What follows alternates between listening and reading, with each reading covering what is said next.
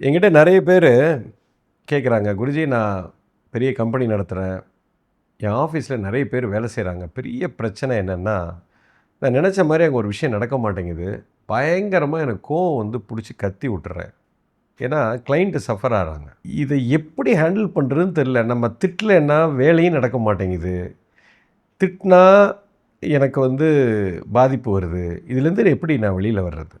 சரி, இந்த சிச்சுவேஷனை ஒரு நிமிஷம் ஓரமாக எடுத்து வச்சுட்டு நீங்கள் நல்லா கவனிங்க. கோபங்கிறது என்னன்னு ஃபஸ்ட்டு புரிஞ்சுக்கோங்க, அது எப்படி வருதுங்கிறத புரிஞ்சுக்கோங்க. அதை பற்றி நீங்கள் டீப்பாக ஸ்டடி பண்ணால் தான் இதுலேருந்து நீங்கள் வெளில வர முடியும்.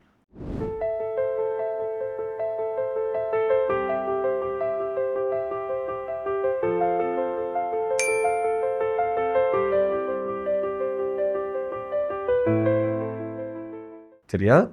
ஒரு மூணாவது மனுஷனாக வெளியே நின்று அப்படியே பாருங்களேன். இப்போது உங்கள் ஆஃபீஸில் நீங்கள் ஒரு விஷயத்தை ஒருத்தர்கிட்ட சொல்கிறீங்க, அது நினச்ச மாதிரி இப்படி போகணும், இந்த மாதிரி போயிருக்கணும் அப்படின்னு நீங்கள் சொல்கிறீங்க. ஆனால் அந்த மாதிரி போகலை. இப்போ நீங்கள் நினச்ச மாதிரி அது போகலை அப்படின்னா உங்களுக்கு இப்போது கோபம் வருது. நம்மளை சுற்றி நடக்கிற விஷயங்கள் ஃபஸ்ட்டு நம்ம நினச்ச மாதிரி போகும்னு நம்ம எப்படி எதிர்பார்க்க முடியும்? ஃபஸ்ட்டு அதை எதிர்பார்க்காதீங்க. ஓகே ஓகே அப்போ எதிரே பார்க்கக்கூடாது, எல்லாம் தப்பு தப்பாக தான் போகுமா? அப்படி சொல்ல வரல நான். அது எப்படி வேணால் போகலாம், நீங்கள் நினச்ச மாதிரியும் போகலாம், நினச்ச மாதிரி போகாமல் இருக்கலாம். சரி, நீங்கள் நினச்ச மாதிரி போயிடுச்சுன்னா சந்தோஷம். நினச்ச மாதிரி போகலை, அவங்க மாற்றி பண்ணிட்டாங்கன்னா அதை நான் சரி பண்ணணும், அவ்வளோதான். அதை சரி பண்ணுறதுக்கு நான் என்ன செய்யணுமோ அதைத்தான் நான் செய்யணுமே தவிர, நான் கோபப்பட்டு கத்துனேன் அப்படின்னா அவன் ஏற்கனவே அந்த செஞ்சவன் வந்து தப்பு பண்ணவன் டென்ஷனில் உட்காந்துருக்கான். இப்போ நானும் கூட சேர்ந்து கத்துனேன்னா அவன் எப்படி சரியான ட்ராக்குக்கு வருவான்? வர்றதுக்கு வாய்ப்பே இல்லை. ஃபஸ்ட்டு இந்த கோவம் வந்துச்சு பார்த்தீங்களா, இது ஏன் தெரியுமா வந்துச்சு? இந்த மொமெண்ட்டில் இப்படி நடந்திருக்கணும், ஆனால் அது அப்படி நடக்கலை, வேறு எப்படியோ நடந்துருச்சு. இது எப்படி இப்படி நடக்கலாம், இப்படி நடந்திருக்கக்கூடாதே அப்படின்னு உங்கள் மைண்டு வந்து அதை ரெசிஸ்ட் பண்ணுது. டேய், இந்த மொமெண்ட்டில் மாற்றி நடந்துருச்சு கண்ணா, இதை நீ ஒன்றும் பண்ண முடியாது. ஃபஸ்ட்டு இதை நீங்கள் புரிஞ்சுக்கணும். இப்போ இதுக்கு ஒரு இன்னொரு எக்ஸாம்பிள் நான் சொல்கிறேன். நீங்கள் வந்து உங்கள் பொண்ணுக்கிட்ட தண்ணி கேட்குறீங்க, சரியா? ஒரு சின்ன எக்ஸாம்பிள். அந்த பொண்ணு வந்து அந்த பாட்டிலில் தண்ணி எடுத்துகிட்டு வருது.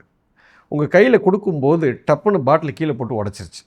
உடச்சு, ஏம்மா அப்படி போட்ட, நீ என்னம்மா, நீ என் கையில் கொடுக்க வேண்டாமா, இப்படி போட்டு பாட்டில் போட்டு உடச்சிப்பிட்டியே அப்படின்னு கோவத்தில் நம்ம கத்துறோம்.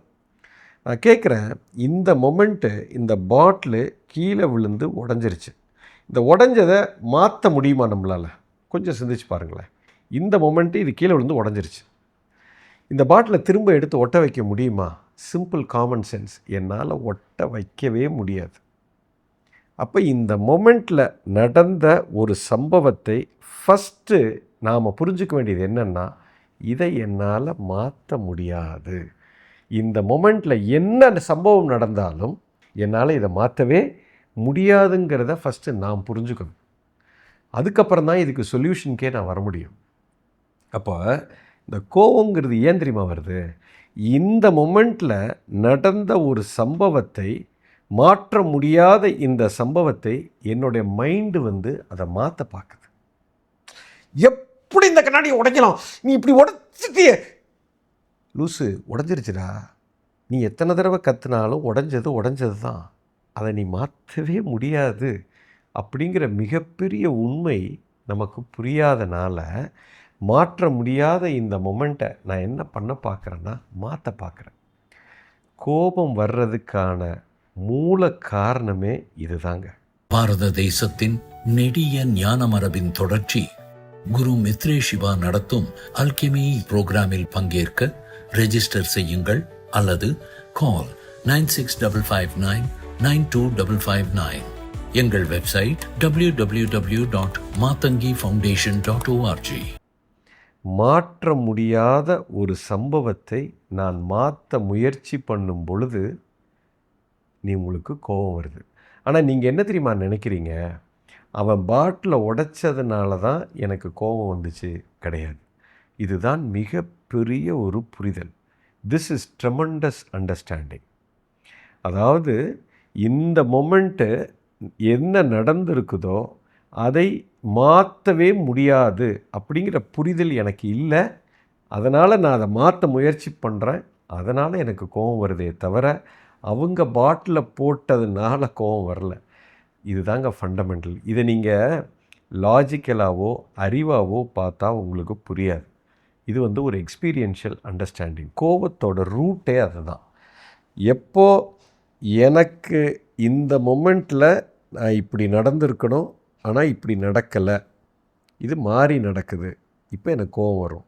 அந்த சிச்சுவேஷனால் கோபம் வரல, மாற்ற முடியாத இந்த சிச்சுவேஷனை மாற்ற முயற்சி பண்ணுறதுனால எனக்கு கோபம் வருது. It is as simple as that. இந்த ஒரு சிம்பிள் ஃபேக்ட்டு எனக்கு புரிஞ்சிருச்சு அப்படின்னா உங்களுக்கு கோபமே வராது. You will never get angry. This is the biggest fact. இதை நீங்கள் லாஜிக்கலாக இப்போ நான் சொல்கிற எக்ஸ்ப்ளனேஷனை எவ்வளோ பார்த்தாலும் உங்களுக்கு புரியாது. நீங்கள் எக்ஸ்பீரியன்ஷியலாக பார்க்கும்போது தான் இது புரியும். லைஃபை எப்பயுமே அப்படி தான். இதில் அடுத்த இன்னொரு முக்கியமான விஷயம் இருக்குது. இப்போ எனக்கு கோபம் வருது, அவங்க பாட்டிலை கீழே போட்டு உடச்சிட்டாங்க. இப்போ நான் திரும்ப கத்துறேன், ஏன் இப்படி பண்ணேன், ஏன் இப்படி பண்ணேன், ஏன் இப்படி பண்ணேன். முடிஞ்சு போச்சு. நீ ஏன் பண்ணேங்கிறத நான் கோவப்பட்டு கத்தி எந்த பிரயோஜனமும் இல்லை. நீங்கள் நிதானமாக உட்காந்து கூட அவங்களுக்கு எக்ஸ்பிளைன் பண்ணலாம். You understand. நீங்கள் கத்துனீங்கன்னா அவங்க பதட்டம் தான் அடைகிறாங்க, ரொம்ப மோசமான நிலைமைக்கு தான் போவாங்க. ஸோ ஃபஸ்ட்டு திங், எனக்கு கோவம் வர்றதுக்கு காரணம் நடந்த சிச்சுவேஷன் என் மனம் எதிர்க்கிறது, அதை அக்செப்ட் பண்ண மறுக்குது. நீங்கள் அக்செப்ட் பண்ணி தான் ஆகணும், வேறு வழி இல்லை.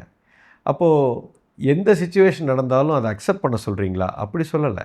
இந்த மொமெண்ட்டில் நடந்ததை உங்களால் மாற்ற முடியாது, அக்செப்ட் பண்ணுங்கள். அடுத்த மொமெண்ட்டை நீங்கள் கண்ட்ரோல் பண்ணிக்கலாம். அடுத்த தடவை இந்த தப்பு நடக்காமல் இருக்கிறதுக்கு நான் என்ன செய்யணுமோ அதைத்தானே நீங்கள் செய்யணும். இந்த மொமெண்ட்டில் நடந்தது நீங்கள் ஒன்றும் பண்ண முடியாது. நாளைக்கு இந்த பாட்டில் கீழே விழக்கூடாது, அதுக்கு நீங்கள் என்ன செய்யணுமோ அதைத்தான் செய்ய முடியுமே தவிர இந்த மொமெண்ட்டில் நடந்ததை நீங்கள் மாற்ற முடியாது. இந்த ஃபேக்டை தான் நீங்கள் புரிஞ்சுக்கணும். இப்போ நீங்கள் கோபப்படுறது எதுக்கு தெரியுமா கோபப்படுறீங்க?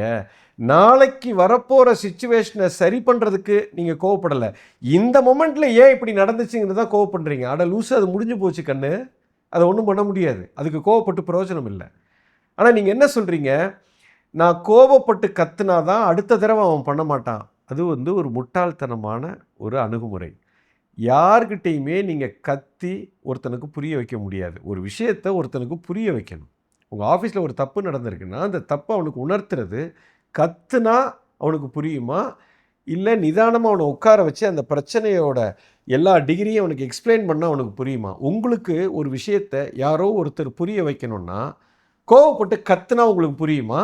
இல்லை நீங்கள் நல்ல மூடில் இருக்கும்போது உங்களை உட்கார வச்சு, தம்பி நீ நேற்று இப்படி பண்ண, இது இப்படி பண்ணதுனால தான் இப்படிலாம் ஆச்சு, இதை நீ இப்படி புரிஞ்சுக்கிட்டீன்னா நீ அடுத்த தடவை பண்ண மாட்டேன்னு சொன்னால் உங்களுக்கு புரியுமா? Simple common sense. ஸோ இப்போ அந்த நேரத்தில் நீங்கள் ரியாக்ட் பண்ணுறதுனால உங்கள் பிரச்சனை சால்வ் ஆகலை, நீங்கள் அஃபெக்ட் ஆகுறீங்க, அடுத்தவனை அஃபெக்ட் பண்ணுறீங்க, அந்த சிச்சுவேஷனையே டெமாலிஷ் பண்ணுறீங்க. நீங்கள் ரியாக்ட் பண்ணுறது நடந்து முடிஞ்ச சம்பவத்துக்கு. நான் என்ன சொல்கிறேன், நடந்து முடிஞ்ச சம்பவத்தை ஒன்றும் பண்ண முடியாது, அதை அக்செப்ட் பண்ணிங்கன்னா கோபம் வராது. இப்போ நடக்க போகிறத சரி பண்ணுறதுக்கு உண்டான வேலையை தான் நீங்கள் பார்க்கணும். இந்த புரிதல் வந்ததுன்னா எந்த மொமெண்ட்டில் எந்த சிச்சுவேஷன் நடந்தாலும் உங்களுக்கு கோபம் வராது. This is the fundamental. புரிஞ்சிருச்சுன்னா நீங்கள் புத்திசாலி. You understand? எஸ். பாரத தேசத்தின் நெடிய ஞான மரபின் தொடர்ச்சி குரு மித்ரே சிவா நடத்தும் அல்கெமி புரோகிராமில் பங்கேற்க ரெஜிஸ்டர் செய்யுங்கள் அல்லது கால் 9655992559. எங்கள் வெப்சைட் www.matangifoundation.org.